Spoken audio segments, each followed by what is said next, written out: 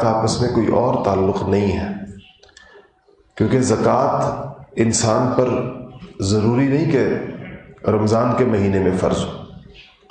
وہ تو جب انسان نصاب کا مالک ہو جائے اور اس نصاب پر اس کا سال گزر جائے تو وہ اس تاریخ سے زکوٰۃ کا مالک، زکوٰۃ کا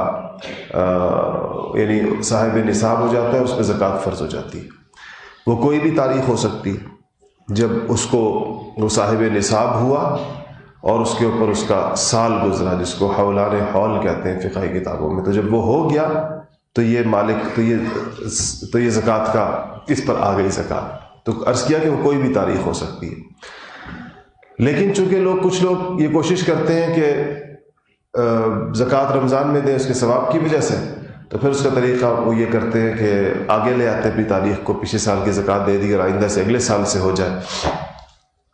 یکم رمضان کو بعض لوگ اہتمام کرتے ہیں، بعض اس کے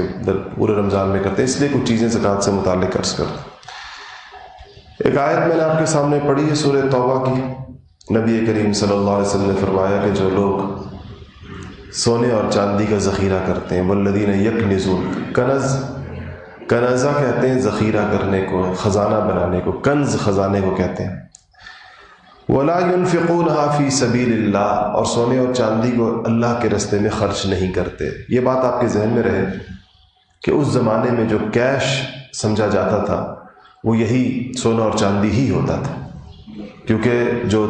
درہم جس کو کہتے ہیں وہ سونے کے سکے ہوتے تھے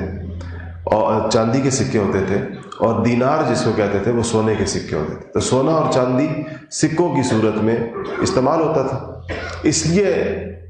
سونے چاندی کا ذکر آتا ہے۔ آج کل چونکہ سونے چاندی کا یہ استعمال ختم ہو گیا تقریباً، یا بہت کم ہو گیا ہے کہ وہ کرنسی کے طور پر استعمال ہو، تو اس لیے اس کی جگہ کیش نے لے لی ہے، اور ظاہر بات ہے کہ اس میں کیش کا ذکر بھی سمجھیں کہ موجود ہے اس کے اندر۔ تو فرمایا کہ جو اور ان کو اللہ کے راستے میں خرچ نہیں کرتے، جمع کرتے ہیں اور خرچ نہیں کرتے، فبشرہم بعذاب علیم، حضور سے اللہ پاک نے فرمایا کہ ان کو دردناک عذاب کی خوشخبری سنا دو۔ یوم یحمى علیہا فی نار جہنم فتکوی بہا جباہہم وجنوبہم وظہورہم،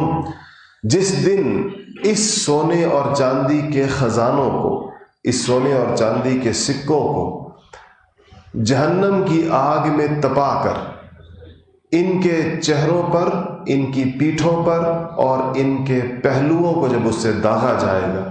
اور ان سے کہا جائے گا کہ ھذا ما کنزتم لانفسکم، یہ وہ خزانہ ہے جو تم نے اپنے لیے جمع کیا تھا، ذخیرہ کیا تھا،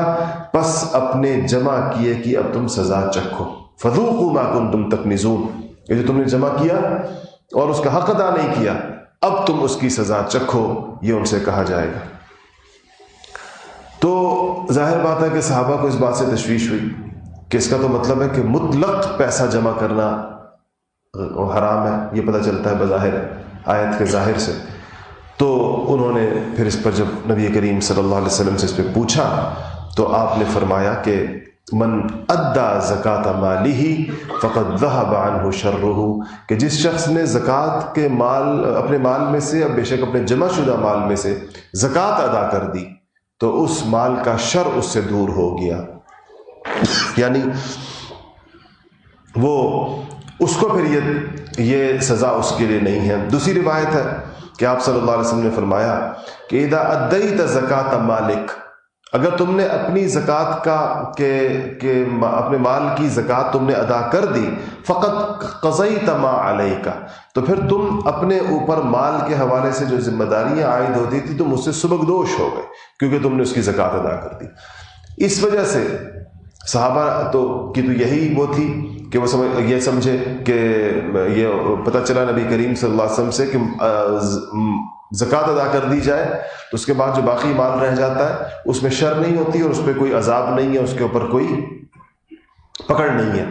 لیکن سیدنا ابو ذر غفاری رضی اللہ تعالیٰ عنہ، جن کو شہنشاہ سلطنت فقر کہتے ہیں کہ فقر کی دنیا کے شہنشاہ تھے، ان کی آخر تک یہ رائے رہی کہ وہ مال کو جمع کرنے کو درست نہیں، مال کے جمع کرنے کو درست نہیں سمجھتے تھے، اور وہ کہتے تھے کہ جو بھی مال جمع ہو یہ انسان کے لیے وبال جان ہوگا، اس کے لیے مصیبت بنے گا، اس لیے وہ اس کے خرچ کی اور مستقل خرچ کی ترغیب دیا کرتے تھے۔ اچھا جی، ایک چیز اور اس کے اوپر آج بھی میں اس حوالے سے پہلے آپ کو حدیث سنا دوں، اور یہ آپ کو پتہ ہے کہ مشہور و معروف حدیث ہے نبی کریم صلی اللہ علیہ وسلم کی، جس میں آپ نے فرمایا کہ بنی الاسلام علی خمس، کہ اسلام کی جو بنیاد ہے وہ 5 چیزوں کے اوپر ہے۔ اس میں پہلی چیز آپ نے فرمایا شہادت اللہ الہ الا اللہ، اس بات کی گواہی دینا کہ اللہ کے سوا کوئی معبود نہیں۔ پھر کہا کہ وان محمد عبدہ ورسولہ، ایک بات ہے ساری کہ شہادت اللہ الہ الا اللہ وان محمد عبدہ ورسولہ، اس بات کی گواہی دینا کہ اللہ کے سوا کوئی معبود نہیں اور محمد مصطفیٰ صلی اللہ علیہ وسلم اللہ تعالیٰ کے رسول ہیں۔ دوسری بات یہ وَإِقَامَ الصَّلَاةِ، نماز کا قائم کرنا، وَإِيتَاءَ الزَّكَاةِ، اور زکوٰۃ کا دینا، وحج البیت، اقام الصلاة وإیتاء الزکاة وحج البیت وصوم رمضان، یہ 5 چیزیں، ایک شہادت ہو گئی اور اس کے بعد 4 چیزیں، تو ان میں سے ایک زکوٰۃ کو ذکر کیا گیا۔ اسی طرح ایک اور حدیث شریف ہے جس میں نبی کریم صلی اللہ علیہ وسلم نے فرمایا کہ ما من احد لا يؤدي زکاة ماله الا مثل له يوم القیامة شجاعا اقرع حتى يطوق عن عنقه، نبی کریم صلی اللہ علیہ وسلم نے فرمایا کہ جو شخص اپنے مال کی زکوٰۃ ادا نہیں کرتا تو قیامت میں اس کا مال گنجے سانپ کی شکل میں آئے گا۔ گنجا سانپ جو ہوتا ہے یہ بہت زیادہ زہریلا سمجھا جاتا ہے، اس لیے کہ اس کے زہر کی شدت کی وجہ سے اس کے بال اڑ جاتے ہیں، اس کے اپنے بال اڑ جاتے ہیں۔ تو کہا کہ گنجے سانپ کی صورت میں اس کا مال جو ہے وہ آئے گا اور اس کی گردن سے لپٹ کر اس کا طوق بنا دیا جائے گا۔ ایک گنجا زہریلا سانپ انسان کی گردن میں لپٹا ہوا ہوگا اس وجہ سے کہ اس نے فرض زکوٰۃ ادا نہیں کی۔ تو زکوٰۃ جو ادا کرنے کا مسئلہ ہے، بہت ساری اس میں وعیدیں ہیں اس بات کے اوپر کہ انسان زکوٰۃ ادا نہ کرے۔ ہم لوگ ایک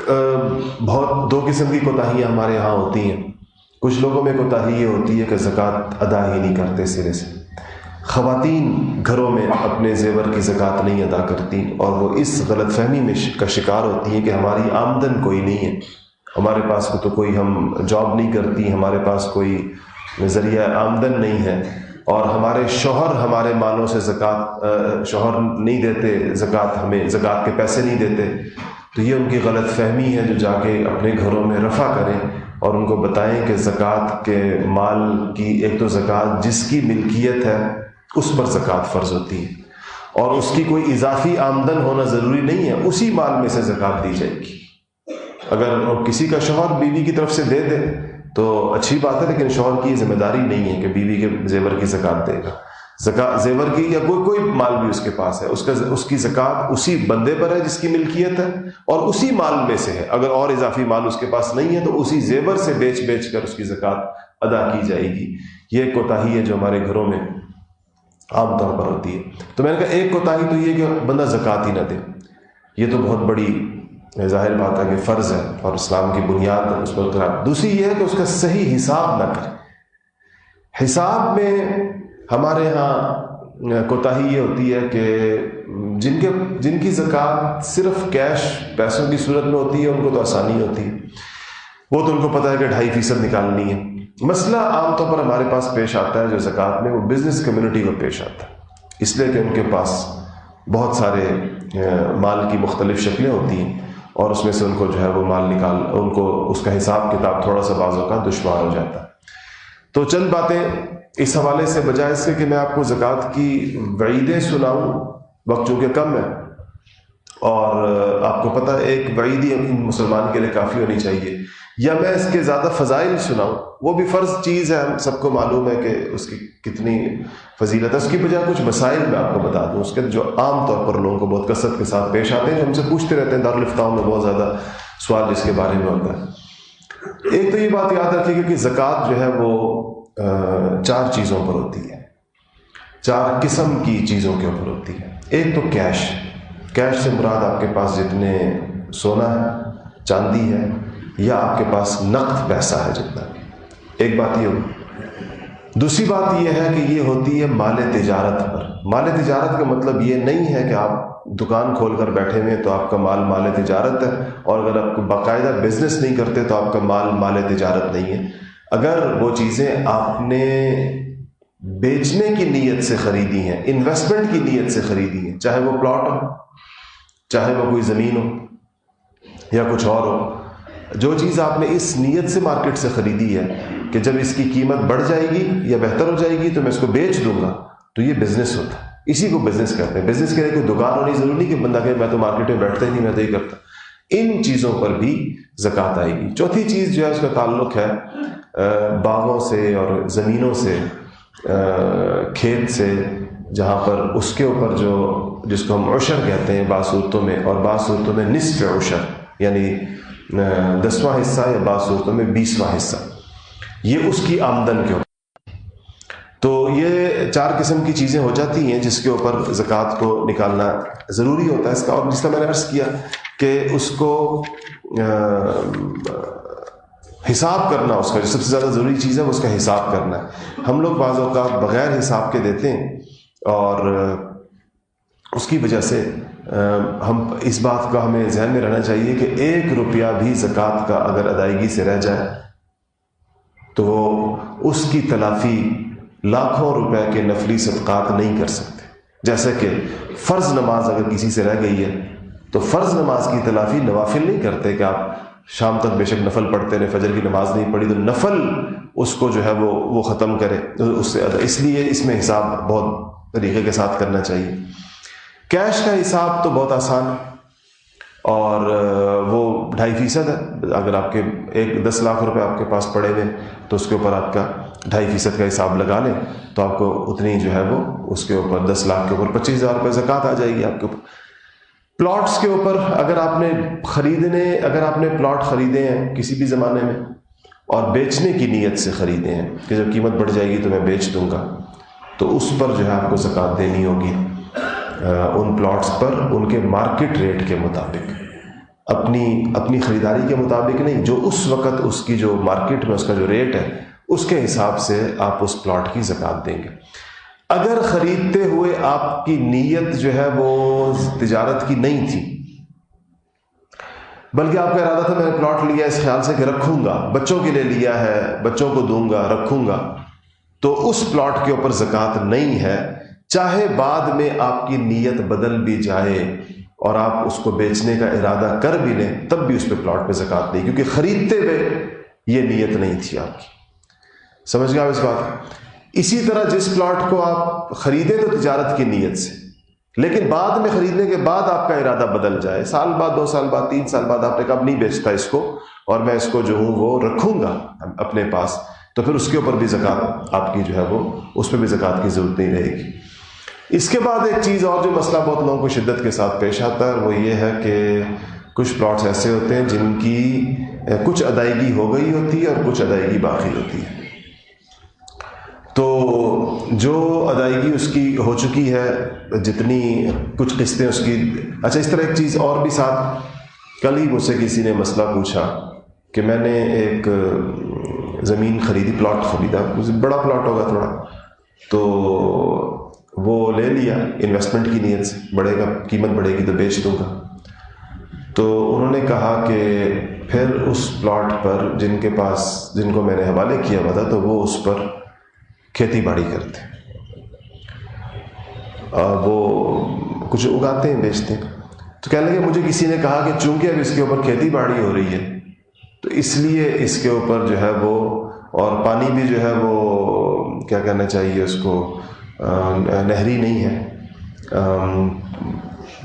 بارانی جگہ ہے ایک طرح سے، اس پہ جو ہے وہ یعنی وہ پانی بھی جو نہیں، یعنی پانی جو ہے وہ قیمت والا ہے، مطلب قیمت والا پانی اس پہ لگتا ہے، تو اس کے اوپر جو ہے وہ نصف عشر ہونا چاہیے، اس پہ زکوٰۃ نہیں ہونی چاہیے۔ تو ان کو میں نے بتایا کہ جو زمین جب انویسٹمنٹ کی نیت سے خرید لی ہے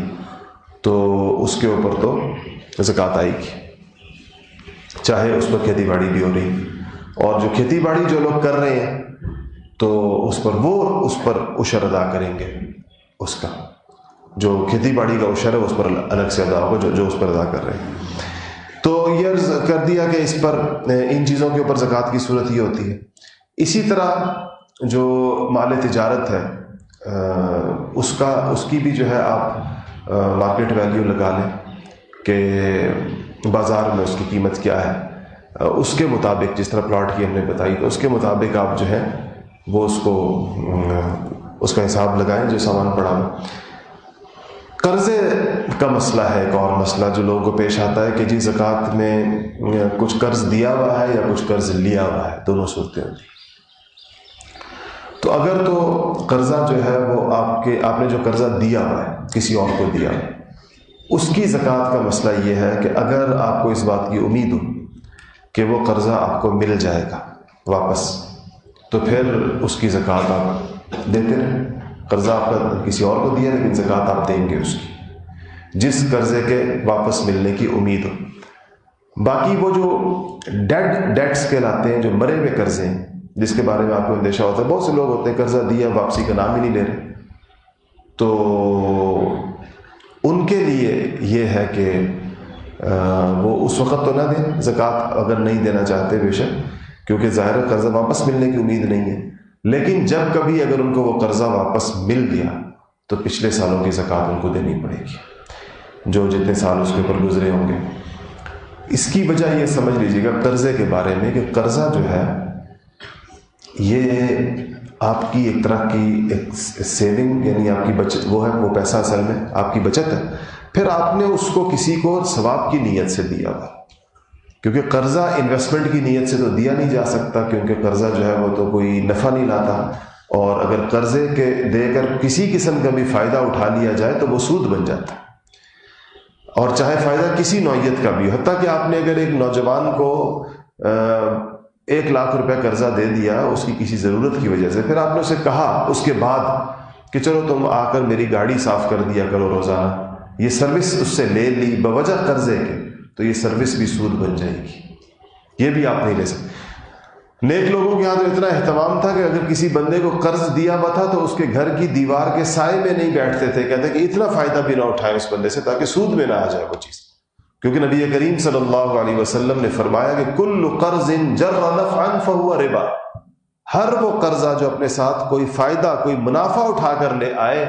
تو وہ قرضہ جو ہے وہ ربا کی شکل اختیار کر لیتا ہے، یعنی وہ پھر سود بن جاتا ہے، اس پہ مطلب آنے والا پروفٹ سود بن جاتا ہے۔ وہ ایکچول رقم تو بہرحال بندے کا قرضہ رہتی ہے، بندہ اس کو جب بھی چاہے لے سکتا ہے، استعمال بھی کر سکتا ہے، وَلَكُمْ رُؤُوسُ أَمْوَالِكُمْ، لیکن جو اس پر آنے والے منافع ہیں، پروفٹس ہیں، وہ چاہے سروسز کی شکل میں ہو، چاہے کیش کی شکل میں ہو، چاہے کسی قسم کی فوائد کی شکل میں ہو، تو وہ اس لیے قرضہ دینے والا جو ہے وہ قرضہ دیتا ہے خالص اللہ کی رضا کے لیے، ثواب ہے۔ اسی لیے قرض کو قرض حسنہ کہا جاتا ہے، جو قرض ہے وہ کہلاتا ہے قرض حسنہ، حسنہ نیکی کو کہتے ہیں، نیکی کرتا ہے وہ بندہ جو بندہ دوسرے بندے کو قرض دیتا ہے۔ اچھا، اس پہ ایک چیز اور میں آپ سے عرض کر دوں کہ ہمارے ہاں چونکہ ایک کوتاہی تو ہے، ایک حدیث شریف آپ کو اور سنا دوں، اور وہ یہ ہے کہ نبی کریم صلی اللہ علیہ وسلم نے کچھ چیزوں کے ساتھ جوڑا ہے۔ اگر آپ اس کو آج اپنے ماحول پر، اپنے معاشرے پر دیکھیں تو آپ کو واضح طور پر اس کی وجہ نظر آئے گی۔ آپ نے فرمایا کہ جب کوئی قوم عہد شکنی کرتی ہے، وعدے توڑتی ہے، قول قرار اپنے توڑتی ہے، تو اللہ تعالیٰ کا نظام ہے کہ اس کے اوپر دشمن کو مسلط کر دیا جاتا ہے۔ آج چونکہ مسلمان عہد شکن میں بہت زیادہ بات کر کے اس پہ ٹھہرتے نہیں ہیں، اور اجتماعی اور انفرادی، دیکھیں ہمارے حکمران اپنے وعدے توڑ، آپ بتائیں الیکشن کے دنوں میں جتنے وعدے کیے جاتے ہیں، کیا حکومتیں مل جانے کے بعد ان وعدوں کی پاسداری ہوتی؟ ان میں سے نچلی سطح سے آپ شروع کریں، کونسلر سے آپ شروع کریں۔ ایک کونسلر جھوٹ بولتے اپنے الیکشن لڑتا ہے، تقریباً سارے چندے کو چھوڑ کے، شاید کوئی استثناء بھی ہو ان میں، پھر آپ اس سے اوپر چلے جائیں صوبائی اسمبلی میں، قومی اسمبلی میں، پھر صدر اور وزیر اعظم اور سارے، تو ہم جھوٹے وعدے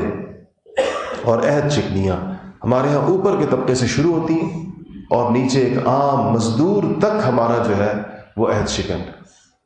اس سے آپ بات کریں گے تو جو آپ کو کہہ رہا ہے تو وہ بات اور ہوگی اس کی، اور جب آپ کام کے اوپر لگائیں گے تو کام کچھ اور ہوگا۔ کسی کو ایسے آپ کام کروا رہے ہیں تو اس کا نتیجہ کچھ اور،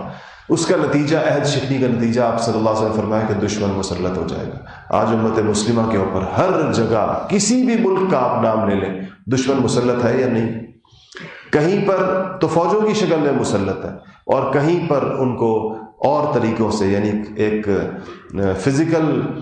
طریقے کے ساتھ اگر وہاں موجود نہیں بھی ہے تو اس کے نظام کے اوپر مسلط ہے۔ آج آپ کے ملک میں دیکھیں کیسے کیسے کبھی آپ کے مالیاتی نظام کو، کبھی آپ کے اسٹیٹ بینک کو، یہ IMF کا آپ کے اوپر تسلط ایسے طریقے کے ساتھ کہ وہ آپ کا پورے مالیاتی نظام کو اپنے ہاتھ میں لینا چاہتے ہیں، حتیٰ کہ اپنی ہماری حکومتوں کے ہاتھ سے بھی نکالنا چاہتے ہیں۔ یہ مسلط نہیں، اس کو مسلط نہ ہونا نہیں کہیں گے تو اور کیا چیز ہوگی۔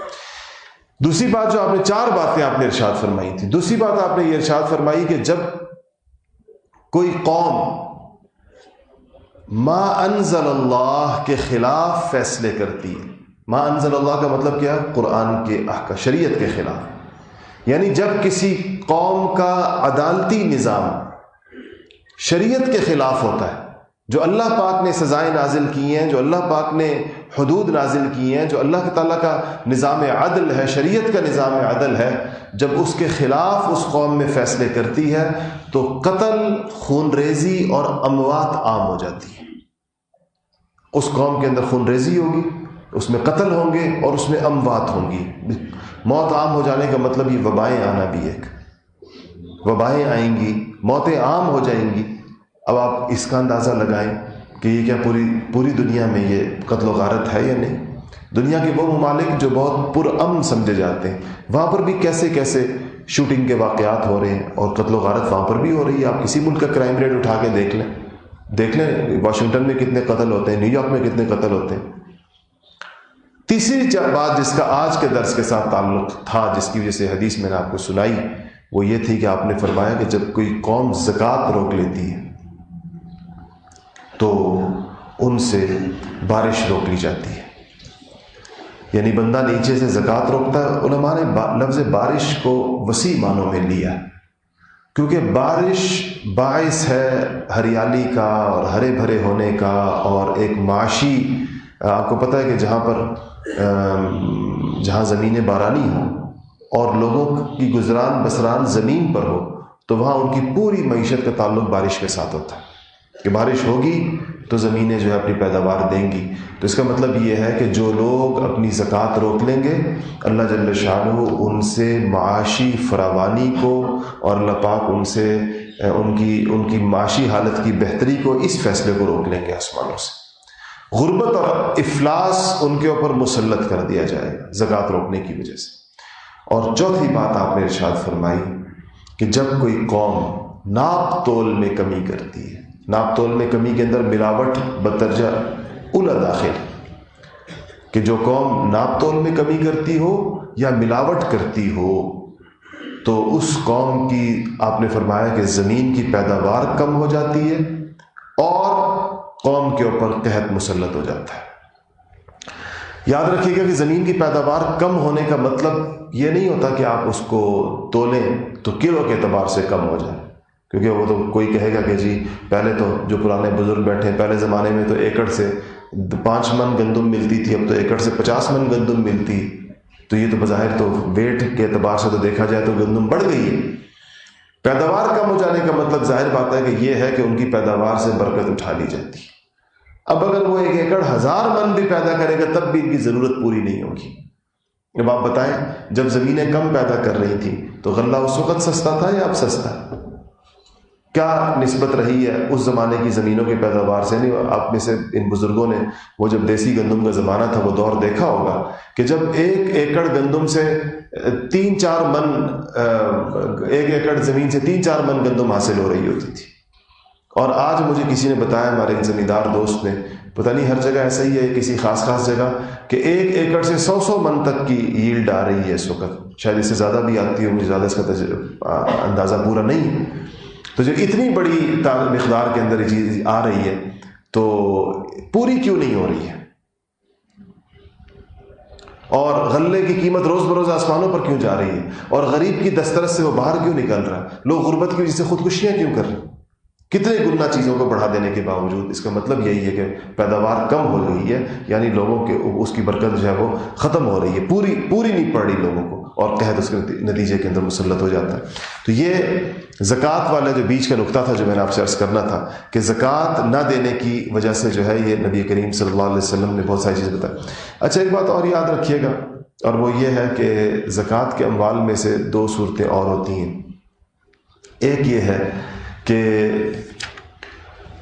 ایک کو اموال ظاہرہ کہتے تھے، ایک کو اموال باطنہ کہتے تھے۔ اموال ظاہرہ تھی زمین کھیت وغیرہ سے جو زکوٰۃ آتی تھی، چونکہ وہ نظر آتی تھی، چھپائی نہیں جا سکتی، جانوروں پر زکوٰۃ ہوتی ہے۔ تو میں نے جو آپ کو چوتھی چیز پتہ نہیں بتائی یا نہیں بتائی، وہ جو زکوٰۃ کی 4 چیزیں میں بتا رہا تھا، زمین کھیت پیداوار کے، چوتھی چیز اس میں سے جانور تھے، جانوروں پر بھی زکوٰۃ ہوتی ہے، یعنی جو گائے ہیں اور بکریاں ہیں اور اس قسم گھوڑے وغیرہ، ان چیزوں کے اوپر بھی۔ تو جو جانوروں کی زکوٰۃ تھی یا جو زمینوں کا عشر تھا، وہ حکومتیں اکٹھی کرتی تھی ابتدا کے اندر، اموال ظاہرہ، کیونکہ ظاہرہ اس لیے کہتے ہیں کہ نظر آتے ہیں۔ جو اموال باطنہ تھے، باطنہ کا مطلب ہے جو بندے کے پاس گھر میں کہیں سے تجوری میں چھپا کے رکھے میں، جیسے کہ سونا ہے، چاندی ہے، کیش ہے، اس کی زکوٰۃ کا لوگوں کو اختیار تھا، چاہے تو خود ادا کریں اور چاہے تو حکومت کو دے دیں، بیت المال میں جمع کرا دیں حکومت۔ تو ظاہر بات ہے خلفائے راشدین کا زمانہ تھا، اور خلفائے راشدین کے زمانے میں لوگوں کو اعتماد تھا حکومتوں کو، تو حکومتوں کو دیتے تھے کہ زکوٰۃ لیں اور جمع کرائیں۔ اب بھی ہمارے ہاں زکوٰۃ جمع کرنے کا نظام ہے، لیکن ظاہر بات ہے کہ ان حکومتوں کے اوپر اس معاملے میں لوگوں کو اعتماد نہیں ہے۔ اب یکم رمضان کو بینکوں سے زکوٰۃ کاٹی جائے گی، اور ظاہر بات ہے کہ ہر بندے کو اس بارے میں تشویش ہوتی ہے کہ زکوٰۃ کے جو میری زکوٰۃ کے مصارف میں لگے۔ ایک بات آپ کے ذہن میں ہمیشہ رہنی چاہیے کہ زکوٰۃ کو آپ انتظامی اخراجات کے اندر نہیں لگا سکتے۔ ہمارے بہت سارے رفاہی ادارے، زکوٰۃ آپ اس سے صرف اندازہ لگا لیں کہ ان کے جو بینک اکاؤنٹس شیئر ہوتے ہیں تو اس میں زکوٰۃ اور نان زکوٰۃ کے اکاؤنٹس الگ ہوتے ہی نہیں ہیں، گویا ان کے پاس حساب ہی نہیں ہے اس بات کا۔ بڑے بڑے ادارے، زکوٰۃ بھی اسی اکاؤنٹ میں جا رہی ہے اور صدقات اور عطیات بھی اسی اکاؤنٹ میں جا رہے ہیں، تو یہ پھر اس کو ڈیفرینشیٹ کیسے کرتے ہیں؟ اب صدقات اور عطیات سے تو رفاہی کام ہو سکتے ہیں، اس سے پل بن سکتا ہے، اس سے کنواں کھودا جا سکتا ہے، اس سے کوئی اور جتنے بھی سوشل ورک کے کام ہوتے ہیں اس سے ہو سکتے ہیں۔ زکوٰۃ میں تو پرسنل اونرشپ ضروری ہے، اس سے پتہ چلتا ہے کہ ان کے پاس ایسا کوئی سسٹم۔ اسی طرح وہ پھر زکوٰۃ کوئی NGOs وغیرہ بیشتر چندے کیسے ہوں گے جو اس کا خیال رکھتے ہیں، اس کو انتظامی کام بھی، اس سے تنخواہیں دے رہے ہیں زکوٰۃ سے تنخواہ نہیں دی جا سکتی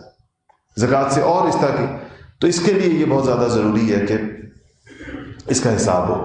نصاب کے بارے میں نے آپ کو بتایا کہ کسی 52.5 تولے چاندی یا 7.5 تولے سونا، یہ نصاب ہے۔ سونے کا نصاب 7.5 تولے سونا ہے، چاندی کے نصاب 52.5 تولے چاندی ہے۔ لیکن ہم سب کے پاس، اگر کسی کے پاس دونوں چیزیں ہیں، یا سونا بھی ہے چاندی بھی ہے، یا اس میں تیسری چیز آپ ایڈ کر لیں کیش کو، اگر ایک آدمی کے پاس صرف سونا ہے، سونے کے علاوہ نہ چاندی ہے نہ کیش ہے، نہ اس کے پاس کوئی اور چیز ہے، اس کو تو زکوٰۃ کا نصاب سونے کے حساب سے وہ دے گا، 7.5 تولے سے ایکسیڈ کرے گا تب وہ دے گا۔ لیکن اگر اس کے پاس سونے کے ساتھ 1 گرام چاندی ہے یا 100 روپے بھی ہیں کیش میں، تو اس کی زکوٰۃ کا نصاب چلا جاتا ہے چاندی کے اوپر، 52.5 تولے چاندی پر۔ ان دونوں میں فرق بہت زیادہ ہے قیمتوں میں۔ اسٹیٹ بینک آف پاکستان یکم رمضان میں چونکہ بینک زکوٰۃ کاٹتے ہیں تو اس سے پہلے 2-3 دن پہلے اناؤنس کرتا ہے نصاب۔ اس سال کا تو مجھے نہیں پتہ چلا اناؤنس ہوا، پچھلے سال کا جو ہے وہ 46,300 روپے تھا، ایسے ہی کچھ 46,300 روپے انہوں نے نصاب، وہ چاندی کی قیمت کے اعتبار سے 52.5 تولے چاندی کی جو قیمت بن رہی ہوتی ہے اس کے اعتبار سے اس کو اناؤنس کرتے ہیں، اور اسی حساب سے وہ اکاؤنٹوں سے رقم کاٹتے بھی ہیں کہ جو 46,300 روپے سے زیادہ جس کے اکاؤنٹ میں ہوگا تو اس سے کٹ جائے گا، الا یہ کہ آپ خود رقم نکال لیں یا کوئی اور جو اس کے طریقے ہوتے ہیں کہ جو لوگ کرتے ہیں تاکہ اپنی زکوٰۃ خود دے سکیں۔ اچھا، کارخانے وغیرہ کے بارے میں یاد رکھیے گا کہ کارخانے پر یا فیکٹری جو ہے اس کی مشینوں کے اوپر زکوٰۃ نہیں ہوتی، لیکن جو مال اس میں تیار ہوتا ہے، چاہے وہ مال تیار ہو رہا ہو، انڈر پروسیس ہو، اور یا جو ہے وہ مال جو ہے وہ تیار ہو چکا ہو، وہ کیا کہتے ہیں اس کو، یعنی کہ مینوفیکچرڈ ہو یا انڈر پروسیس ہو یا وہ خام مال کی شکل کے اندر پڑا ہوا، ان ساری صورتوں کے اندر اس کے اوپر جو ہے وہ زکوٰۃ فرض ہوگی۔ زیور ہی تک ضروری نہیں ہے، بلکہ اگر کسی کے پاس سونا چاندی کسی بھی شکل میں ہے، چاہے وہ بعض لوگوں کے پاس کپڑوں کے اوپر، دلہنوں کے کپڑوں کے اوپر وہ گوٹا کناری اور ٹھپے وپے کا کام ہوتا ہے اور اس طرح کی چیزیں ہوتی ہیں، گھڑیاں ہوتی ہیں، کوئی اور چیز ایسی بھی ہو سکتی ہے، سونے کے بٹن بعض خواتین کے لباس میں استعمال ہوتے ہیں، مردوں کو تو نہیں استعمال کرنی چاہیے ان کے لیے، تو اس لیے اس میں بھی اس پر بھی زکوٰۃ ہوتی ہے، اس کو بھی دیکھنا ہو۔ اچھا، اس کے بعد یہ ہے کہ یہ بات بھی یاد رکھیے گا کہ سال کے جو آپ کی زکوٰۃ کی ایک متعین تاریخ ہونی چاہیے جس پر آپ حساب کریں گے. اس تاریخ پر میں ایک لفظ کہتا ہوں آپ کی آسانی کے لیے جو آپ کے مطابق کہ آپ اس تاریخ پر اپنے ایسٹس کا ایک سنیپ شاٹ لے لیتے ہیں. اس وقت مثلا آپ نے زکوٰۃ کی تاریخ رکھی بھی 1 رمضان، طے شدہ تاریخ. 1 رمضان کا ایک سنیپ شاٹ ہوگا آپ کے تمام ایسٹس کا. اس وقت کیا سچویشن ہے، کیونکہ یہ آپ کا سال پورا ہوا ہے. 2 رمضان کی چیزیں جو ہیں وہ اگلے سال کی زکوٰۃ میں جائیں گی. تو 1 رمضان کو آپ دیکھیں گے کہ آپ کی کیا صورتحال ہے، اور اس کا اپنے سارے اثاثوں کی آسان سے طریقہ یہ ہے، اگر آپ کو خود سمجھ میں نہ آئے اپنے تمام اثاثوں کی فہرست بنا لیں اور کسی دارالفتاء میں کسی مفتی صاحب کے پاس چلے جائیں، ان سے کہہ دیں کہ جی مجھے میری زکوٰۃ کا حساب کر دیں. اگر آپ کو خود نہیں سمجھ میں آتا، ورنہ اس کے لیے مختلف فارمز وغیرہ بنے ہوئے ہوتے ہیں، اس کے ذریعے سے حساب کرنا کوئی زیادہ مشکل کام نہیں ہے، اس کا حساب بہت آسانی کے ساتھ ہو سکتا ہے. تو وہ کریں گے. اچھا، ایک بات یہ بھی یاد رکھیے گا کہ اگر زکوٰۃ آپ کا مال سال کے درمیان میں کم ہو گیا تو اس پر زکوٰۃ ظاہر نہیں ہے. میں نے اس لیے کہا کہ اعتبار ہے آپ کی اس تاریخ. مثال کے طور پر آپ کے پاس، مثال دیتا ہوں، 50 لاکھ روپے کیش پڑا ہوا تھا، آپ پر اس پہ زکوٰۃ آئے گی. لیکن اگر آپ نے اس رقم سے اپنی تاریخ آنے سے 5 دن پہلے بھی گاڑی خرید لی اپنے استعمال کی تو آپ پر زکوٰۃ نہیں. استعمالی گاڑی پر تو زکوٰۃ نہیں ہوتی. آپ نے اس 2 کروڑ روپے آپ کے پاس پڑا ہوا تھا، اس میں زکوٰۃ تھی. لیکن اگر آپ نے اس سے چند دن پہلے گھر خرید لیا اور انویسٹمنٹ کی نیت سے نہیں خریدا، رکھنے کی نیت سے خریدا، رہنے کی نیت کی بات نہیں کر رہا، رہنے کی نیت ضروری نہیں ہے، رکھنے کی نیت سے لیا کہ بس ہوگا. ایک بندے کے پاس 1 سے زائد گھر بھی ہو سکتے ہیں، تو پھر اس گھر کے اوپر زکوٰۃ نہیں آئے گی. اس کا کرایہ جو آئے گا وہ کرایہ آپ کے ٹوٹل اموال کے اندر جا کے مطلب آپ کے اموال زکوٰۃ میں جمع ہو جائے گا. اگر اس میں سے کوئی سال کے بعد بچ گیا تو اس کے اوپر زکوٰۃ آ جائے گی. نہیں بچا اور اس کا سارا کرایہ آپ سے خرچ ہو گیا تو اس پہ کوئی زکوٰۃ نہیں ہوگی. مسائل اور بھی تھے، کچھ بیچ میں رہ گئے، وقت ختم ہو گیا. انشاءاللہ اگلے ہفتے انشاءاللہ جو مسئلے رہ گئے وہ دے دوں گا. اگر آپ لوگوں نے کوئی مسائل پوچھنے ہو زکوٰۃ کے حوالے سے تو لکھ کر لے آیا کریں اور مجھے یہاں بھیج دیا کریں، تو میں اسی جمعے کے ابھی کچھ عرصہ یعنی اگلا ہفتہ بھی زکوٰۃ کے مسائل بھی بیان کر دوں گا، کچھ روزے کے مسائل بھی. تو اگر آپ نے کوئی مسئلہ مجھ سے پوچھنا ہو اور آپ چاہیں اس کا جواب تو مجھے لکھ کر بھیج دیا کریں. اللہ عمل کی توفیق عطا فرمائے.